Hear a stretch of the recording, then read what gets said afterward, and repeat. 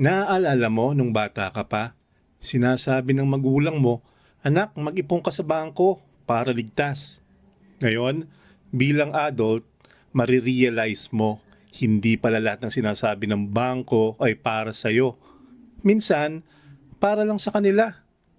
Mga ka-investor, hindi masama ang mag-ipon sa bangko. Safe nga ang pera mo ron at may peace of mind ka na hindi mawawala ang ipon mo. Pero tandaan mo, ang bangko ay negosyo. At gaya ng kahit anong negosyo, kailangan nilang kumita. Ang problema, madalas tayo ang hindi nakakaalam kung paano sila talaga kumikita. Kaya sa video na to, pag-uusapan natin ang top 5 money secrets na hindi sinasabi ng bangko sa'yo. Mga sikreto na dapat mong malaman para hindi ka palaging talo at para matutunan mo kung paano mo gagawing panalo ang pera mo. Bank secret number 1, interest rate illusion. Kapag pumasok ka sa bangko, isa sa mga unang sasabihin nila sa'yo, Ma'am, Sir, mag-open po kayo ng savings account. May interest po dyan. At sa unang tingin, parang panalo ka na. Kasi, syempre, sino ba ang ayaw kumita ng extra habang nakatambak lang ang pera mo? Pero ito ang hindi nila sinasabi ng direkta.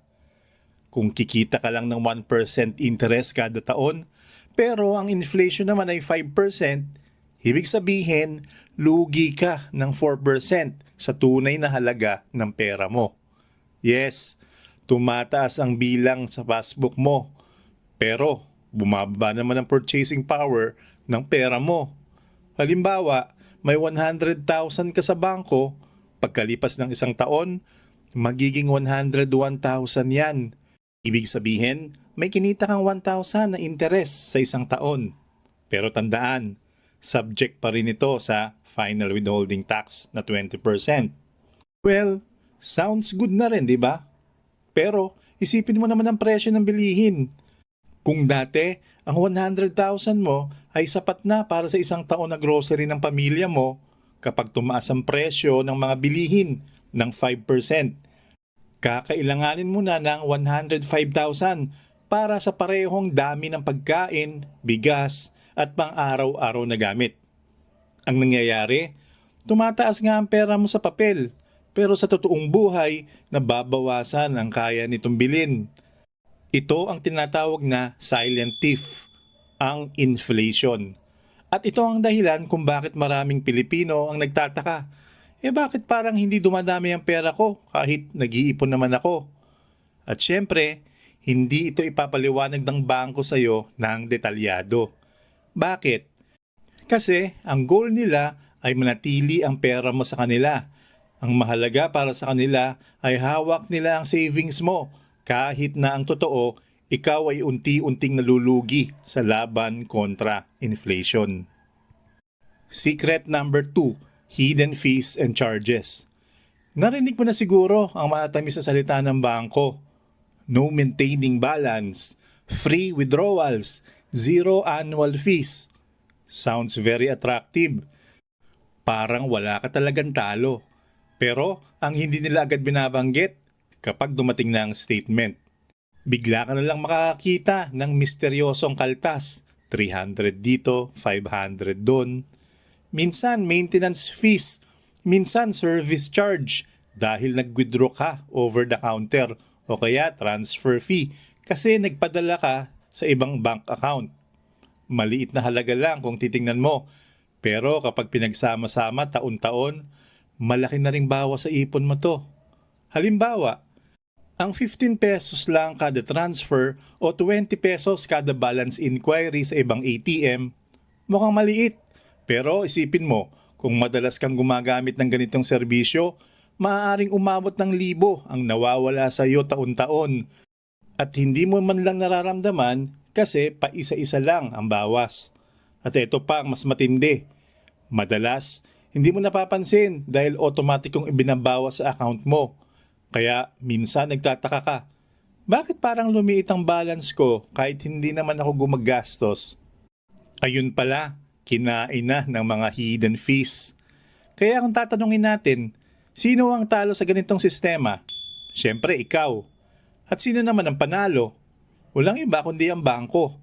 Dahil kahit hindi sila nagbenta ng produkto o nagbigay ng loan, kumikita na sila sa maliit na bawas na hindi mo halos napapansin. Secret number 3. Loans are the biggest profit source. Narinig mo na ba ang kasabihang, banks love lending other people's money? At totoo nga, ito ang isa sa pinakasikreto pero obvious na katotohanan. Ang pinakamalaking kita ng bangko ay hindi sa savings account mo, kundi sa loans. Ganito ang sistema. Ilalagay mo ang pera mo sa bangko at babayaran ka nila ng maliit na interes. Karaniwan, 1% o 2% lang kada taon. Mukhang okay na dahil at least may tubo. Pero ang hindi alam ng marami, yung pera na iniwan mo, hindi lang basta nakatambak. Ginagamit ito ng bangko para ipautang sa iba sa mas mataas na interes. Housing loan, car loan, business loan, personal loan. Lahat yan may interest na nasa 6% hanggang 15% per year. Ibig sabihin, halos 10 beses na mas malaki ang kinikita nila kumpara sa binabayad nila sa iyo. Halimbawa, ikaw nagdeposito ng 100,000. Sa loob ng isang taon, babayaran ka lang nila ng 1,000. Pero yung 100,000 na yon, ipinaikot na nila bilang loan at kumita sila ng halos 10,000 pesos. Kung iisipin mo, pera mo ang ginamit nila pero sila ang mas malaki ang kita. At hindi nila sinasabi yan ng diretso kasi baka mapaisip ka. Kung ganun pala, bakit hindi na lang ako ang magpautang? O bakit hindi na lang ako ang mag-invest ng direkta para ako ang makinabang? Diyan malinaw ang katotohanan. Ang bangko ay hindi charity. Negosyo sila. At ang negosyo nila, ayaw nilang malaman mong sila lang ang laging panalo kung puro savings lang ang gagawin mo. Secret number 4. Credit cards are a trap if misused. Sino ba naman ang hindi may-excite kapag narinig ang mga promo ng credit card companies? 0% installment, cashback, reward points.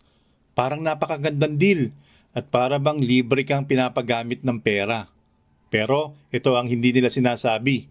Credit cards are designed para mas kumita sila kapag na-late ka o kapag minimum payment lang ang binabayaran mo.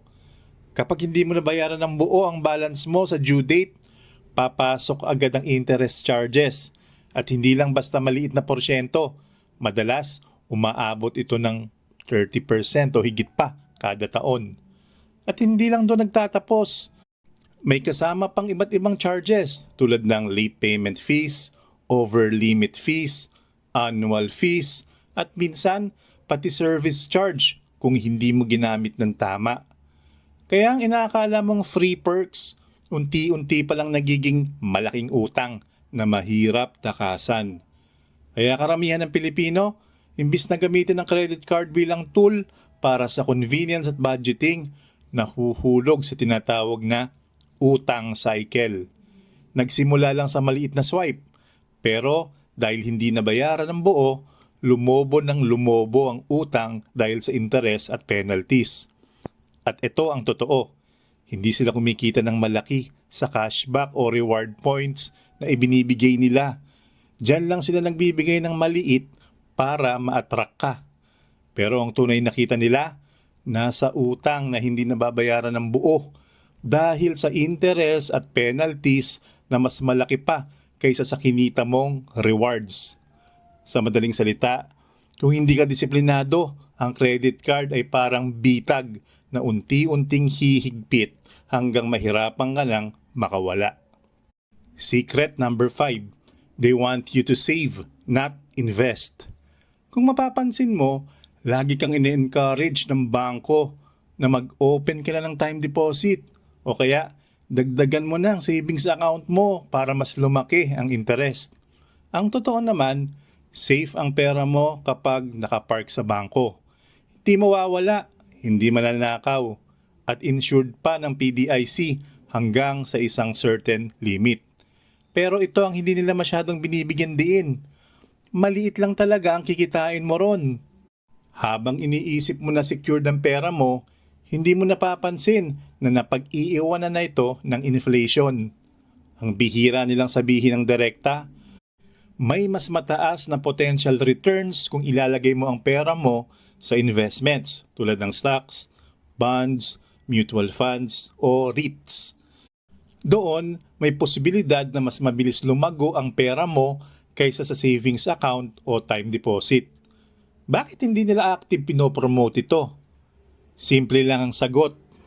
Kapag nilabas mo ang pera mo at ininvest mo sa iba, hindi na nila magagamit ang pera mo para sa loans at negosyo nila. Kapag nasa investments ang pera mo, ibig sabihin, wala sa kanila. At kung wala sa kanila, hindi nila mapapaikot at hindi sila kikita ng malaki. Kaya natural lang na hihikayatin kanilang manatili sa safe na option. Kahit na ang totoo, maliit lang ang growth mo doon. At eto pa ang masakit. Madalas, hindi ka nila tuturuan ng financial literacy. Bakit? Kasi mas convenient para sa kanila kung clueless ka. Kung hindi mo alam ang ibang options, mananatili ka sa bangko at tuloy-tuloy silang kikita gamit ang pera mo. Sa madaling salita, hindi naman masama ang mag-save sa bangko, pero kung growth at financial freedom ang habol mo, hindi savings account ang sagot. So, anong ibig sabihin nito lahat? Hindi ka naman niloloko ng bangko directly, pero tandaan mo, ang bangko ay negosyo. At bilang negosyo, gagawin nila ang lahat para mas kumita sila. Kaya kung gusto mong hindi ka palaging talo, kailangan mong maging mas matalino. Alamin mo kung saan dapat ilagay ang pera mo, paano iwasan ang hidden traps, at paano palaguin ang pera beyond just savings. Remember, ang savings account ay para sa safety. Pero kung growth ang hanap mo, kailangan mong matuto mag-invest. Kung gusto mo pang malaman kung ano ang mga investments na pwedeng makatulong para palaguin ang pera mo ng mas mabilis kaysa sa bank savings, panoorin mo rin ang mga susunod kong video. Ito ang The Brown Investor at lagi kong paalala sa inyo. Huwag kang maging biktima ng sistema. Gumamit ka ng diskarte para pera mo ang laging panalo.